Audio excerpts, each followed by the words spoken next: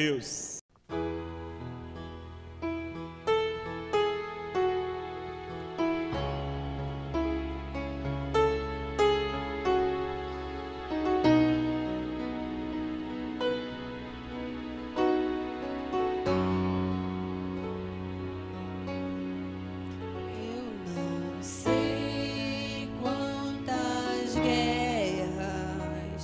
Teremos que travar.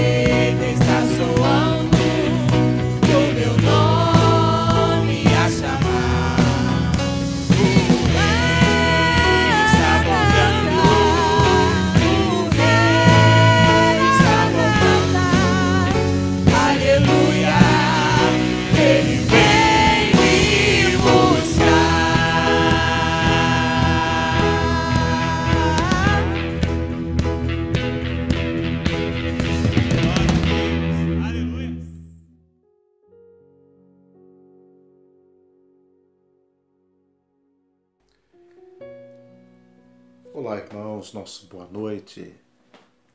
Mais uma vez estamos aqui pela graça e pela misericórdia do Senhor, quando neste momento estamos reunidos via online.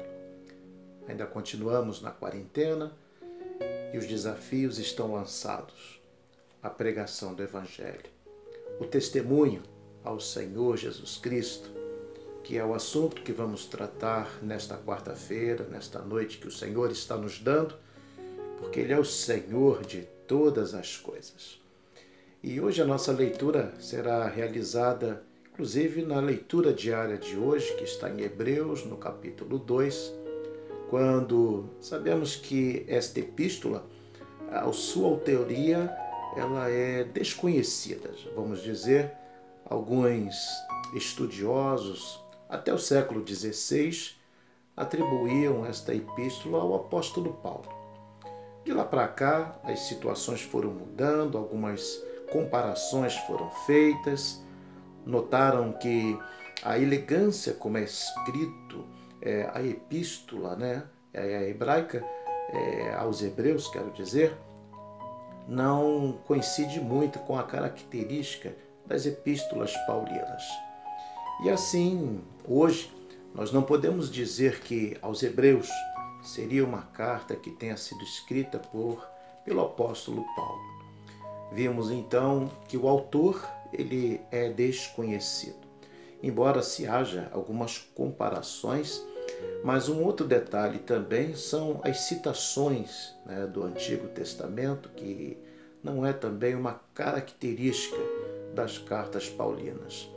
Então, queridos, independentemente de quem seja o autor desta carta, desta epístola, está aí a palavra do Senhor sendo revelada e o autor, ele evidencia Cristo superior aos anjos, superior a Moisés. Cristo, ele é o centro de todas as coisas e o Evangelho, ele está sendo pregado através dessa epístola, onde nós, os cristãos, devemos de estar muito atentos ao que ouvimos através da palavra.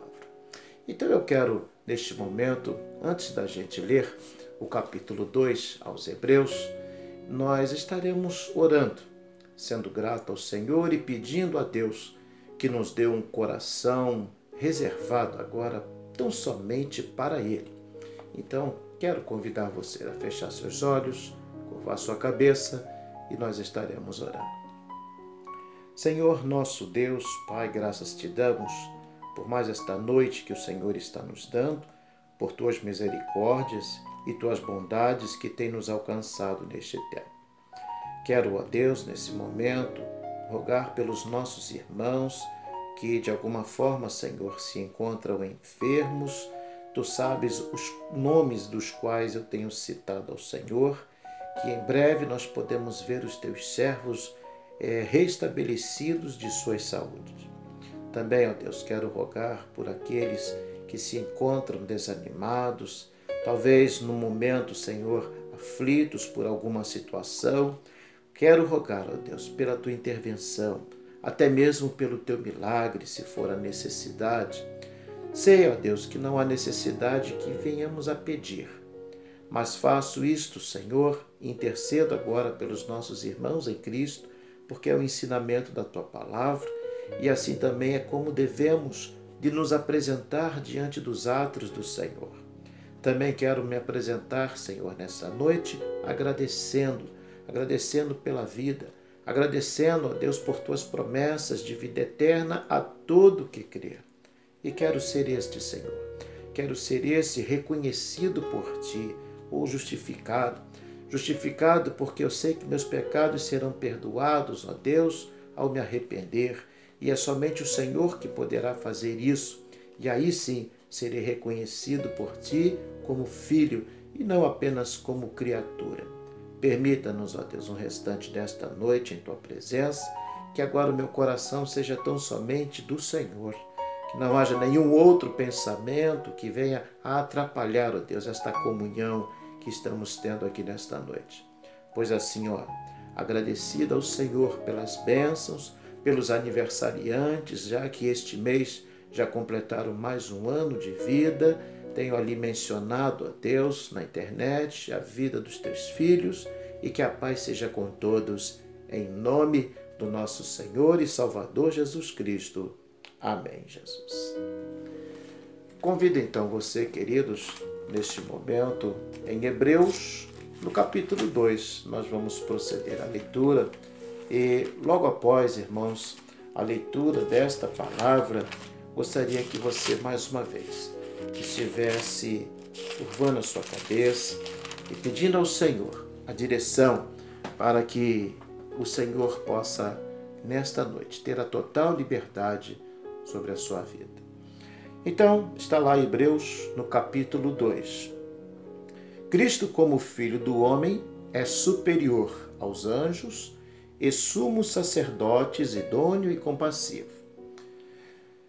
Portanto, convém-nos atentar com mais diligência para que as coisas que já temos ouvido, para que em tempo algum nos desviemos delas. Porque se a palavra falada pelos anjos permaneceu firme, e toda transgressão e desobediência recebeu a justa retribuição, como escaparemos nós, se não atentarmos para uma tão grande salvação, a qual, começando a ser anunciada pelo Senhor, foi-nos depois confirmada pelos os que ouviram, testificando também Deus com eles, por sinais e milagres, e várias maravilhas, e dons do Espírito Santo distribuídos por sua vontade.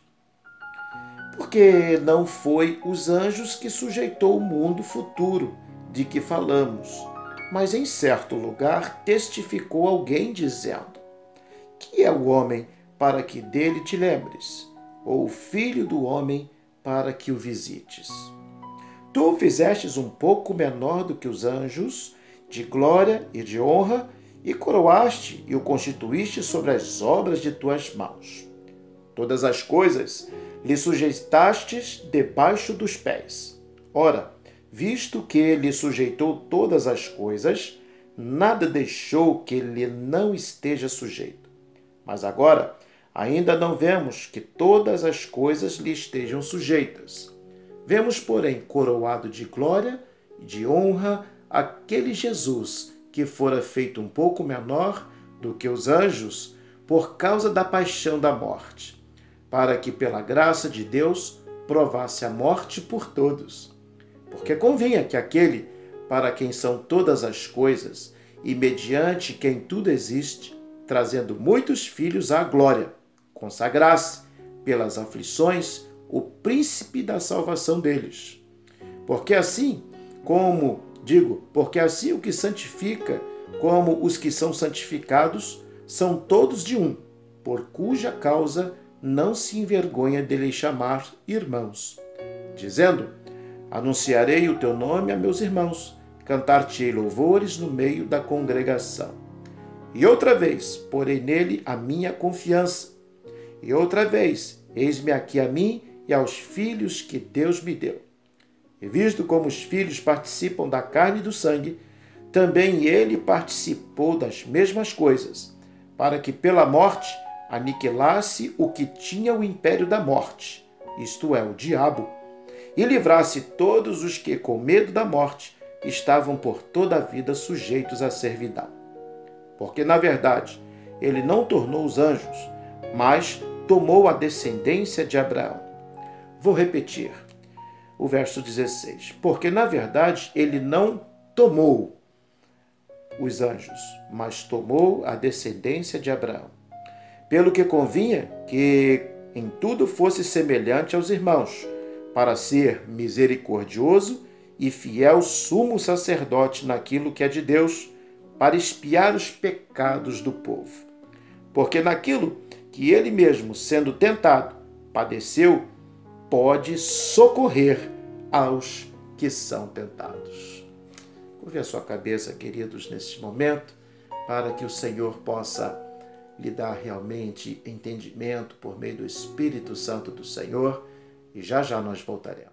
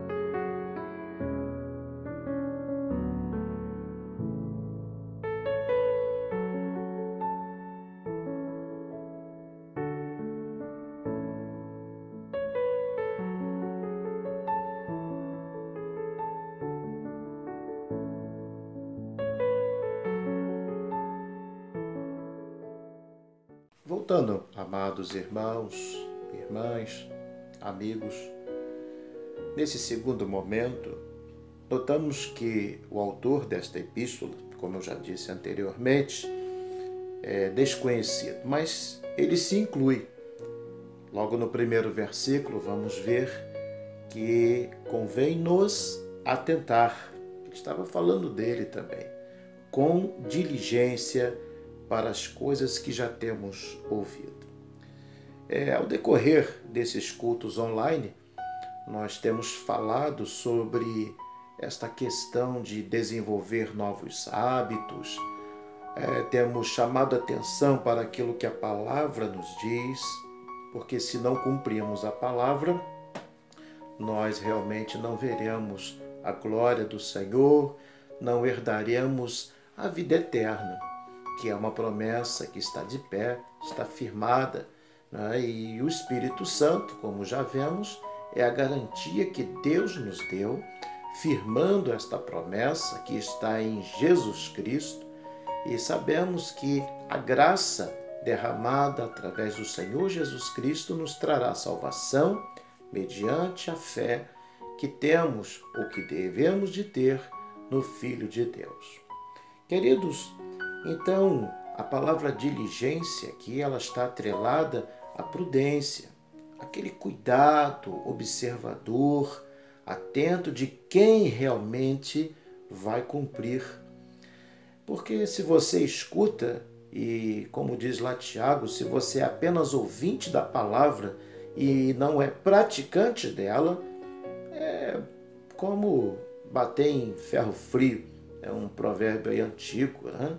Não adianta bater em ferro frio, você não vai conseguir moldá-lo à forma como você quer. Mas é necessário que você cumpra, que você seja praticante.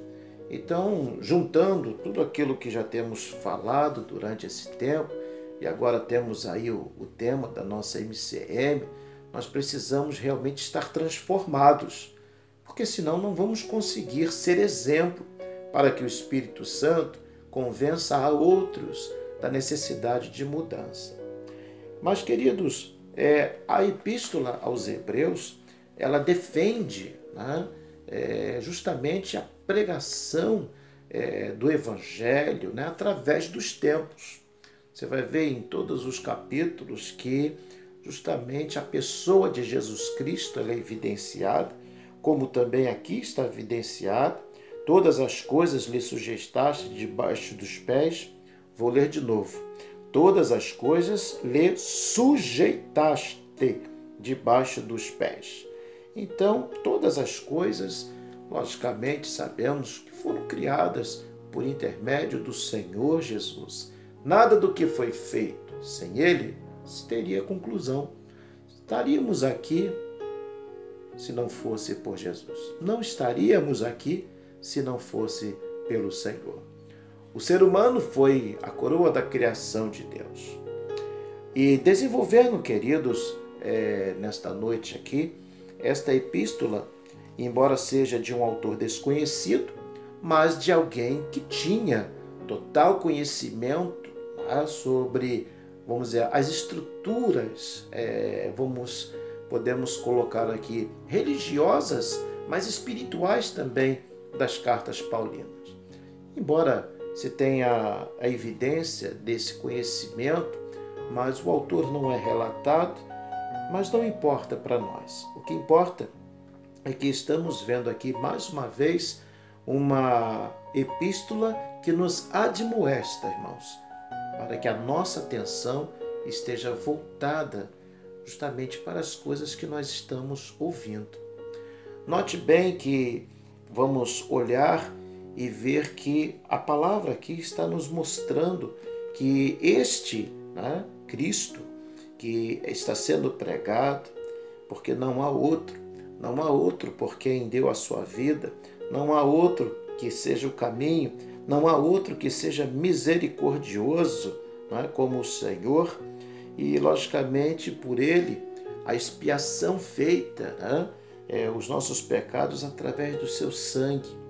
Então, que você possa entender que não são, irmãos, as nossas obras, por melhores que sejam, que vão realmente apagar os nossos pecados e nos fazer bons. Na verdade, irmãos, o que nos faz ser abençoados, justificados, salvos, é Cristo. Eu não sei, você que está nos ouvindo nessa noite, se você realmente já pensou nisso. Se você já pensou em ter uma vida diante do Senhor. Olha, não siga pelos movimentos. Tem muitos movimentos que se dizem cristãos, evangélicos, e alguns que eu conheço que seguiram eles, hoje estão num deserto, vazios da graça de Deus, estão fora da igreja, estão perecendo, porque não criaram raízes na palavra. Então, crie raízes. Eu sei que estudar a Bíblia dá trabalho. Eu sei que entender a Bíblia dá mais trabalho ainda. Mas é importante que você possa buscar esse entendimento para a sua real felicidade. Então, curve a sua cabeça agora e peça ao Senhor que lhe dê coragem, ânimo, para que você possa buscar o entendimento na palavra e ser um bem-aventurado. E já já nós voltaremos, ok?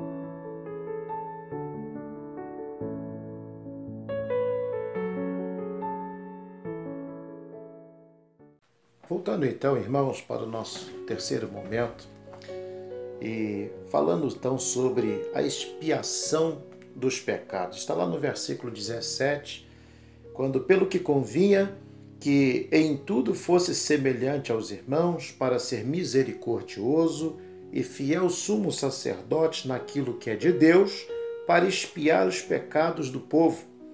Porque naquilo que ele mesmo, sendo tentado, padeceu, pode socorrer aos que são tentados. Então o autor fala aqui sobre a expiação dos pecados. Pastor, o que é expiação? No Antigo Testamento havia um sentido diferente do que é o sentido de expiação no Novo Testamento. Para Israel, expiação naquela ocasião, a palavra toma o sentido de cobrir os pecados.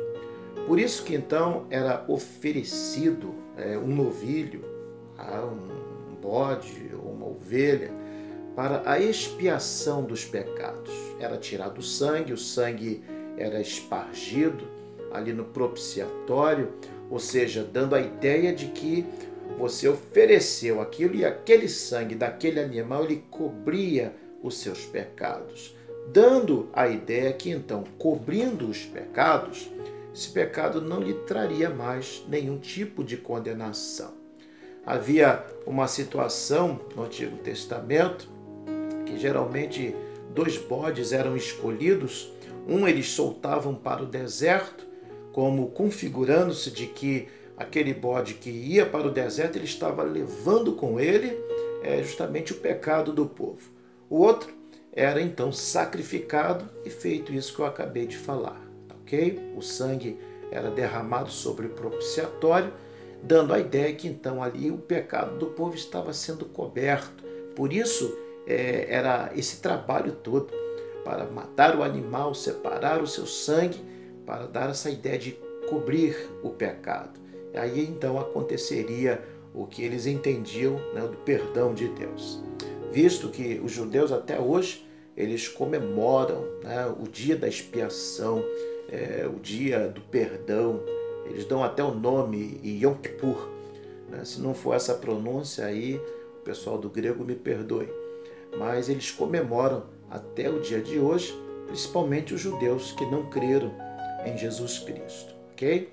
No Novo Testamento, como eu disse, a expiação ela toma um novo sentido. Não é um sentido de cobrir os pecados, mas é o sentido de que, através do derramamento do sangue do Cordeiro, que foi Jesus, nós então somos, logicamente, purificados. Nós temos então ali justamente a liberdade do pecado, porque foi o sacrifício vivo que o Senhor fez para justamente nos dar o perdão. Através desse momento de sacrifício da cruz, ele então pagou os nossos pecados e através disso então nós somos purificados, nós somos então libertos da condenação, porque sendo então os nossos pecados perdoados em Cristo, não teremos mais condenação. Então é um sentido agora um pouco diferente, porque não há esse momento em que eu tenho que matar um animal. Não existe mais animal. Quem ainda exerce isso está ainda lá na lei do Antigo Testamento, enquanto que Jesus já veio, morreu, ressuscitou ao terceiro dia e em breves tempos voltará para buscar a sua igreja. Então quem estiver ainda fazendo vamos dizer assim, esse ritual do Antigo Testamento, Jesus voltará e ele vai ficar aí e não trilhará, não herdará a vida eterna. Porque hoje não o sangue dos animais, como está lá em Hebreus também, ele é inútil, né? Ele não tem mais aquele significado de cobrir os pecados. Então não precisa mais matar animal. Hoje o sacrifício já foi feito por Cristo Jesus. Então o capítulo 2 de Hebreus está nos dando a confirmação de que para aqueles que já estão em Cristo Jesus permaneçam, porque ele já pagou o preço dos nossos pecados. Por isso que quando nós então nos convertemos, quando nós cremos na palavra, quando nós nos arrependemos, quando nós buscamos a santificação, logicamente o pecado ele perde o efeito sobre a minha vontade. Quantos que antes, sem Cristo Jesus, pensavam em adulterar, em roubar, em matar, em mentir, e etc. Tantas coisas que nós podemos considerar transgressão. E hoje não fazem mais. Por quê? Porque há um efeito significativo quando nós obedecemos a palavra de Deus. E aí o Espírito Santo ele nos sela, nós já estudamos muito bem sobre isso, e a partir daí é que vamos desenvolvendo o hábito de oração, nós vamos recebendo o dom do Senhor sobre nossas vidas, o dom de crer, fé é dom de Deus, a graça é dom do Senhor, e a fé vem pelo ouvir e o ouvir pela palavra. Então esta epístola está nos admoestando a perseverar naquilo que temos ouvido e sermos praticantes disso. Nunca deixe de cumprir a palavra. Nunca siga os seus instintos e achar que foi o Espírito Santo que disse. Há um perigo muito grande quando eu começo a dizer pelo Espírito Santo eu faço isso, eu faço aquilo. Tenha certeza disso, porque se não for, Deus te trará juízo. Temos que ter cuidado.